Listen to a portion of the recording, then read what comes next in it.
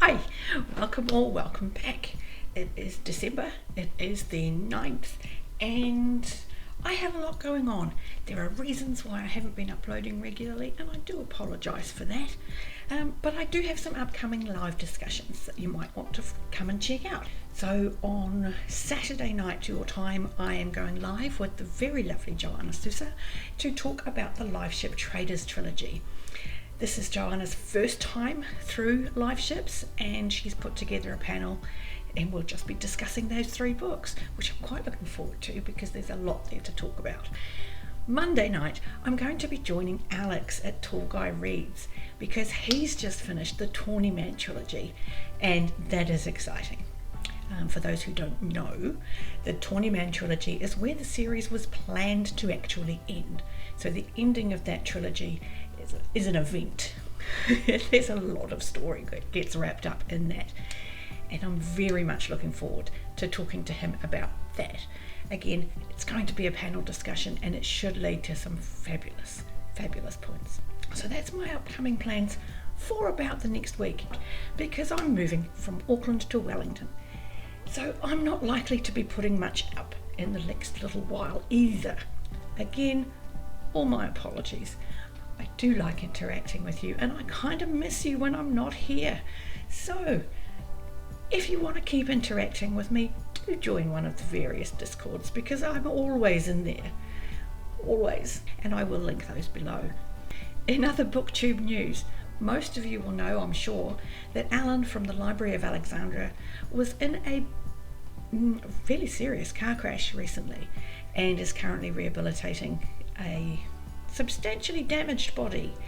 He is doing well, thankfully, and while it is going to be difficult for him over the next few months, he should make a full recovery. If you want to help, I'll put the links down below if you want to make some kind of tangible donation to that effort by the BookTube community for somebody that we do care a great deal about. To close out the video, I thought I would give you a look at my reading spreadsheet, and this is the office geek in me coming out. I enjoy tutuing around and change it quite a lot. I have created a blank if you want to go in and copy one for yourselves. Again, the link will be below. So alrighty, this is the opening sheet of my spreadsheet of my reading journal.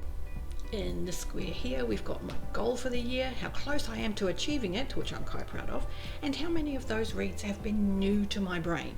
Not all of them have been meaty reads, but I've enjoyed the brain fluff for the most part. I also have my hours and pages listed, and how much I've spent on books, which is a little bit scary because I live on welfare, but it does explain why my diet is so poor. In here we've got my ratings for the year, and this is a little bit of a product of rereading.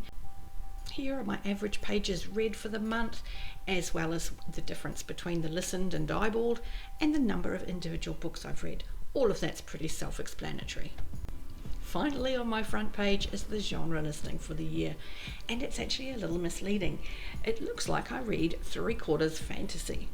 And in actuality, it's quite a lot more than that, because a great deal of those romance reads are paranormal fantasy, so it could be worse. This is all that same data, just separated by month, with an added bit at the bottom to do with my spending. Spent are the actual dollars it's cost me to buy books. My bought savings are where my Audible membership, it costs me X number of dollars per credit, and the difference between that price and the recommended retail. So all of these savings are the difference between what I could have paid and what I actually paid, which is rather lovely. This last figure in here, my borrowed savings, are where I've either used the library or Scribd. If we just shuffle along a bit here, you can see my final figures for the year so far, and it's quite a substantial savings that I've managed, which goes to show that it really is worth using your library, using Scribd, and taking advantage of any membership discounts that you get. Finally, this is the sheet that gives us the data that formats all of those graphs. Everything I already measure is on here, plus a few I'm thinking about measuring next. If you want a copy of this, again, the link is in the description.